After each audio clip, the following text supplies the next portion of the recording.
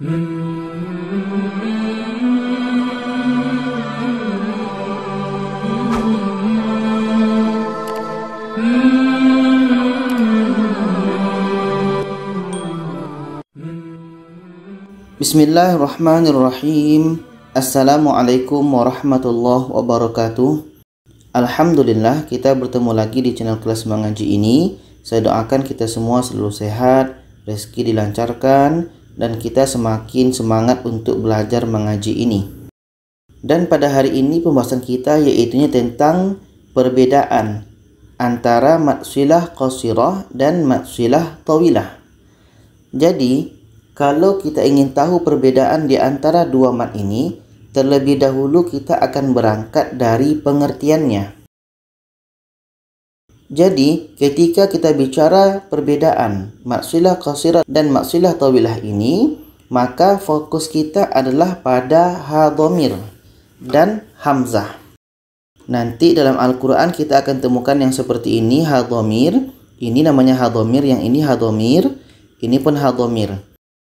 Oke, apakah nanti ha dhamir itu baris depan atau baris bawah? Dan setelah ha dhamir itu ada hamzah atau tidak? Jadi kita lihat pengertiannya dahulu. Mat itu adalah panjang, silah itu adalah bersambung. Sedangkan qasirah adalah pendek. Jadi nanti di sini ada bacaan yang bersambung yang harus kita baca secara pendek. Kita teruskan dulu. Maksudnya adalah ada ha dhamir. Ha dhamir seperti ini bentuknya, yang berada di antara dua huruf berharakat.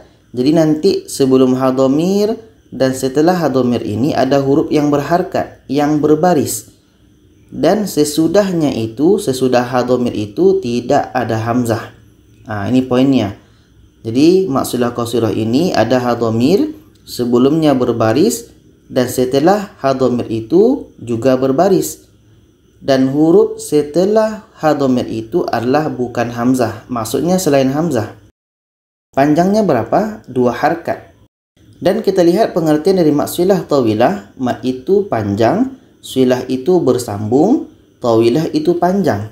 Apa maksud panjang di sini pendek? Nanti kita akan jelaskan. Kita teruskan dulu pengertiannya, yaitunya ha dhamir yang berada di antara dua huruf berharakat. Sama dengan ini, ha dhamir yang berada di antara dua huruf berharakat. Di sini pun sama, ha dhamir yang berada di antara dua huruf berharakat, dan sesudah ha dhamir itu ada hamzah. Di sini letak perbedaannya. Kalau maksilah tawilah ada ha dhamir, setelah ha dhamir itu ada hamzah. Sedangkan maksilah qasirah itu ada ha dhamir dan setelah ha dhamir itu tidak ada hamzah. Maksudnya hurufnya itu selain hamzah. Jadi berapa panjang untuk maksilah tawilah ini? Panjangnya 4 sehingga 5 harakat. Jadi maksud panjang di sini adalah bacaannya lebih panjang daripada maksilah qasirah. Sedangkan maksud pendek di sini adalah bacaannya tidak terlalu panjang atau lebih pendek daripada maksilah tawilah. Maksilah qasirah 2 harakat, maksilah tawilah 4 sehingga 5 harakat. Oke, sekarang kita lihat contohnya. Kita mulaikan dari maksilah qasirah. Yang ini CM ini adalah untuk Al-Quran cetakan Madinah, dan yang CI ini adalah cetakan Indonesia. Jadi ketika nanti kita melihat contoh maksilah ini, kita perhatikan terus Al-Qurannya. Apakah Al-Quran kita cetakan Madinah atau cetakan Indonesia? Nanti kita akan tahu. Contoh yang pertama dalam surah Al-Baqarah ayat 37. Jadi kita buka Al-Quran, surah Al-Baqarah ayat 37. Untuk cetakan Madinah menggunakan waw kecil pada innahu. Jadi ini, sedangkan pada cetakan Indonesia ha dhamirnya menggunakan seperti angka 6. Di sini letak perbedaannya. Kalau pada Al-Quran kita ha dhamir ini berbaris waw kecil, ada baris depan seperti ini, bermakna cetakan Al-Quran kita adalah cetakan Madinah. Sedangkan kalau ha dhamirnya berbaris seperti angka 6, bermakna Al-Quran kita adalah cetakan Indonesia. Jadi di mana sini maksilah qasirahnya? Yaitunya di sini ha dhamir. Tadi disebutkan ha dhamir, huruf sebelum hadhamir itu berharkat, berbaris. Di sini berbaris bukan mati barisnya, dan setelah hadhamir itu juga berharkat. Oke. Jadi sebelum dan setelah ha ini sama-sama berharkat, sama-sama berbaris, bukan baris mati. Dan setelah hadhamir itu bukan hamzah. Di sini huruf ha ya. Jadi ini hukumnya maksilah qasirah karena setelah hadhamir itu bukan hamzah. Sama dengan ini cetakan Indonesia, setelah hadhamir itu bukan hamzah. Contoh yang kedua dalam surah Al-Baqarah ayat 25. Di sini hadhamirnya, nanti cetakan Madinahnya hadhamirnya berbaris ya kecil. Ini ya kecil. Sedangkan untuk cetakan Indonesia hadhamirnya berbaris alif kecil. Oke. Jadi nanti mana maksilah qasirahnya? Ini hadhamir. Sebelum hadhamir itu berharkat atau berbaris, dan setelah hadhamir pun berharkat atau berbaris. Dan setelah hadhamir itu bukan hamzah. Di sini pun sama. Setelah hadhamir bukan hamzah. Maka ini hukumnya maksilah qasirah. Dan ini dibaca 2 harkat. Kita baca innahu huwa.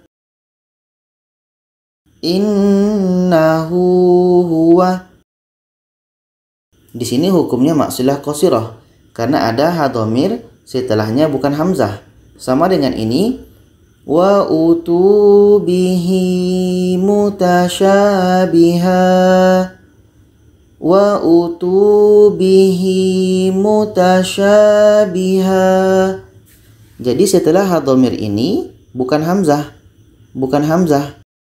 Jadi di sini 2 hal yang perlu kita perhatikan di sini untuk maksilah qasirah.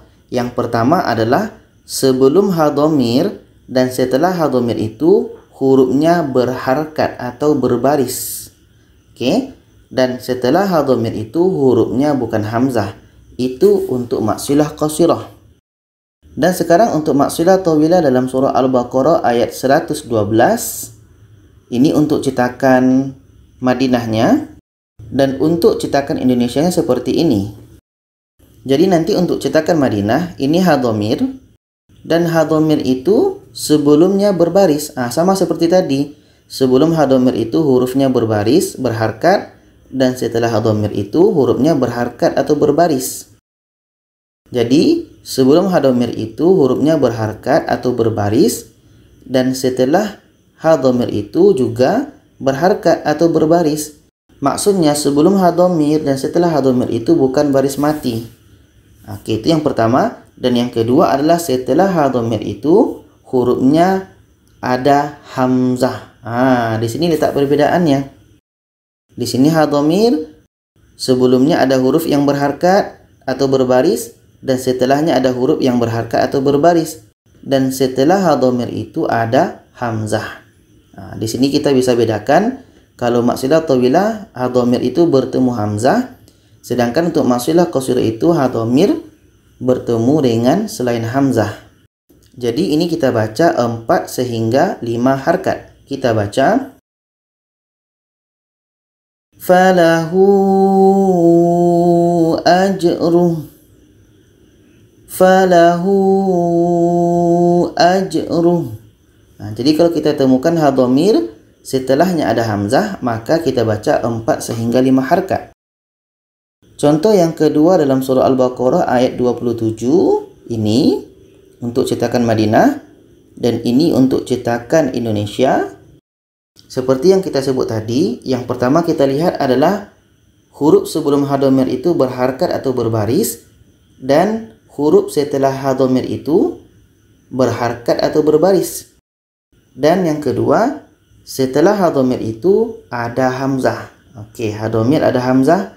Sama di sini pun hadhamir ada hamzah. Jadi ini hukumnya maksilah tawilah. Panjangnya 4 sehingga 5 harkat. Jadi kita baca bihi ayyusal. Bihi ayyusal. Jadi di sini kita bisa lihat perbedaannya. Kalau untuk maksilah qasirah bertemu selain hamzah, dan untuk maksilah tawilah itu bertemu dengan hamzah. Jadi di sini untuk mat silah qasirah ada pengecualian ya. Kalau untuk mat silah tawilah tidak ada pengecualian. Jadi di sini dalam surah Al-Furqan ayat 69 seperti yang kita tahu tadi bahwa mat silah qasirah itu huruf sebelum hadhamir itu harus berharkat. Tapi di sini hurufnya tidak berharkat alias berbaris sukun atau mati. Dan setelah hadhamir itu hurufnya berharkat. Di sini berharkat. Dan setelah hadhamir itu bukan hamzah. Tapi di sini hi-nya tetap kita baca. Walaupun di sini huruf sebelum hadhamir itu tidak berbaris. Oke, ini tetap hukumnya mat silah qasirah karena nanti hi ini ada panjang ya kecil. Ini pengecualian untuk mat silah qasirah. Jadi di sini walaupun huruf sebelum hadhamir itu tidak berharkat atau tidak berbaris, di sini hi-nya tetap kita baca. Dan di sini untuk surah Az-Zumar ayat 7, di sini ada hadhamir. Sebelum hadhamir itu ada huruf yang berharkat atau berbaris.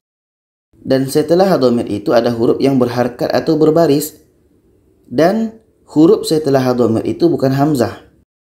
Jadi di sini tidak berlaku hukum mat silah qasirah karena hu-nya dibaca pendek. Tidak ada hu ini yang menyebabkan dia panjang. Jadi hanya dua ini pengecualian untuk mat silah qasirah.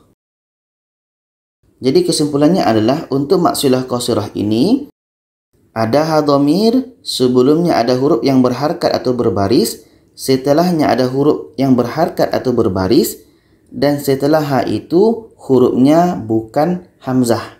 Oke, bukan hamzah. Itu mat silah qasirah.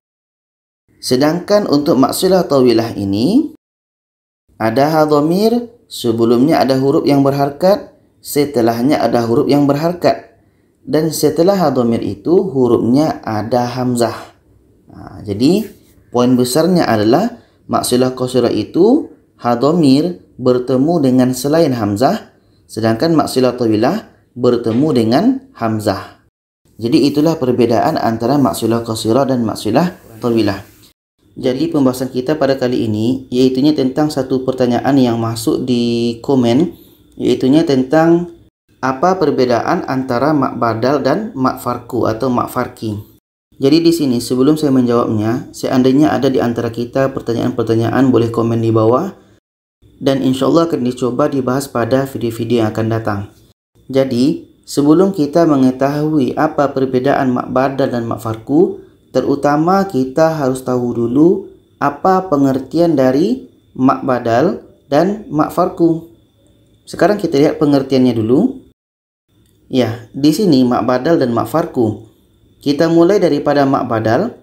Kalau kita lihat daripada segi bahasa, mat itu artinya panjang, badal itu adalah pengganti.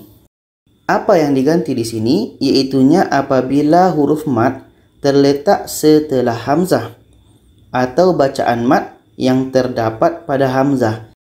Jadi di sini ada huruf yang diganti setelah hamzah. Oke. Jadi poinnya seperti itu.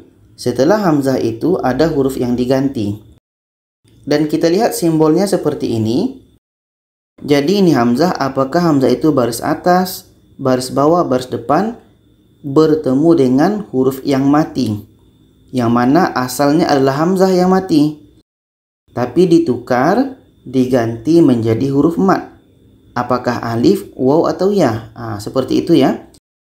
Jadi ini yang namanya diganti. Asalnya adalah hamzah yang berbaris sukun diganti dengan huruf mat.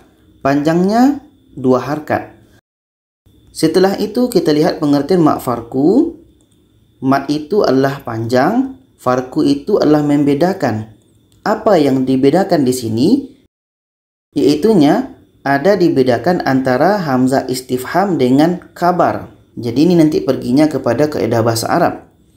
Jadi kita terus kepada simbolnya. Ya, seperti ini.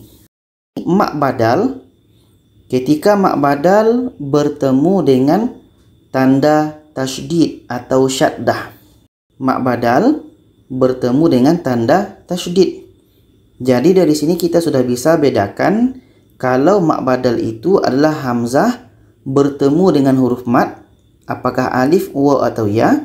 Sedangkan mak farku itu adalah mak badal sendiri. Dalam mak farku ada mak badal yang mana mak badal itu bertemu dengan tanda tasydid. Panjangnya 6 harakat.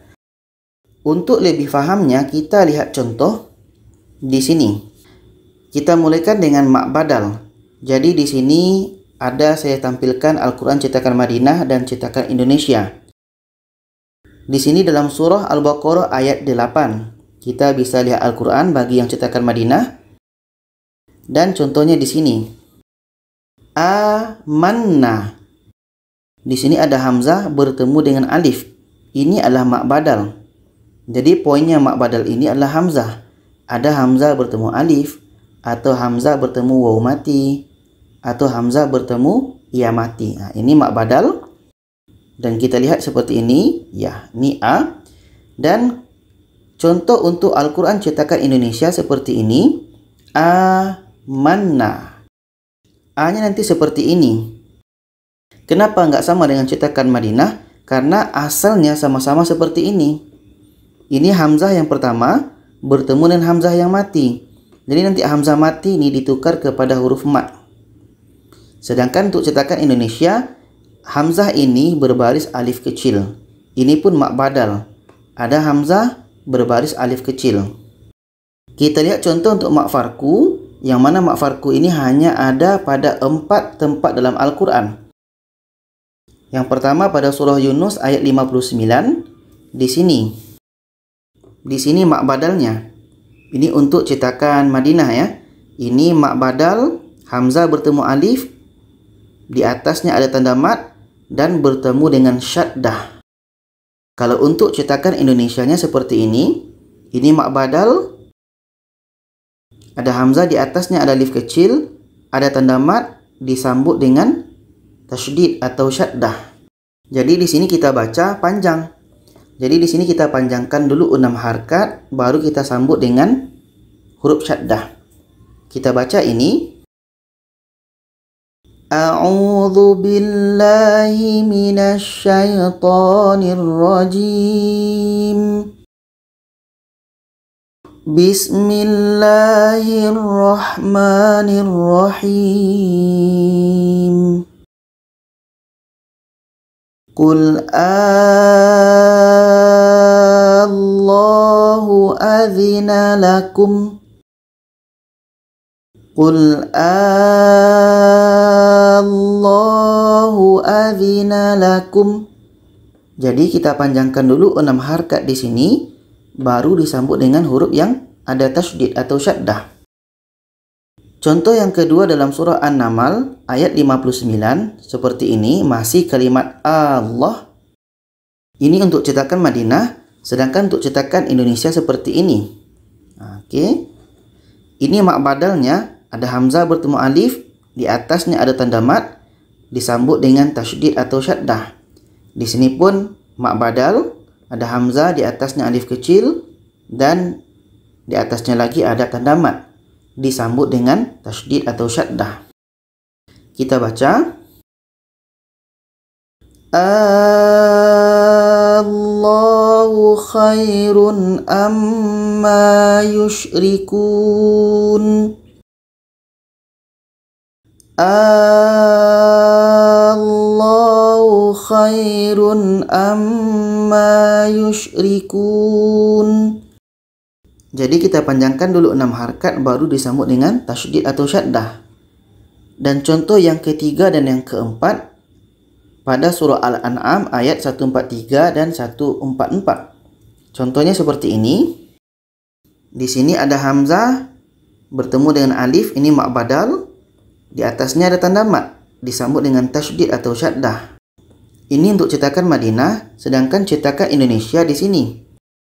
Ada hamzah di atasnya alif kecil, di atasnya ada tanda mat, dan disambut dengan tasydid atau syaddah. Jadi kalau kita baca, Qul adzakaraini harrama amil unthayain. Qul adzakaraini harrama amil unthayain. Jadi kita panjangkan 6 harakat baru disambut dengan tasydid. Kalau yang mak badal ini panjangnya hanya 2 harakat. Amanna billah. Jadi daripada contoh-contoh ini kita sudah dapat bedakan kalau mak badal itu adalah ada hamzah, apakah hamzah bertemu alif, atau nanti ada hamzah bertemu waw mati, atau hamzah bertemu ya mati. Jadi kalau mak farkunya adalah ada mak badal di sini bertemu dengan huruf yang bersyaddah. Itu perbedaannya. Jadi saya ulang lagi, untuk mak badal adalah ada hamzah bertemu alif. Oke, hamzah bertemu alif. Sedangkan untuk mak farku adalah di dalamnya ada mak badal dan bertemu dengan tasydid atau syaddah. Mudah-mudahan penjelasan ini bisa kita pahami dan bisa kita amalkan ketika membaca Al-Quran, insyaAllah. Jadi itu saja, terima kasih. Jangan lupa share kepada yang lainnya. Wassalamualaikum warahmatullahi wabarakatuh.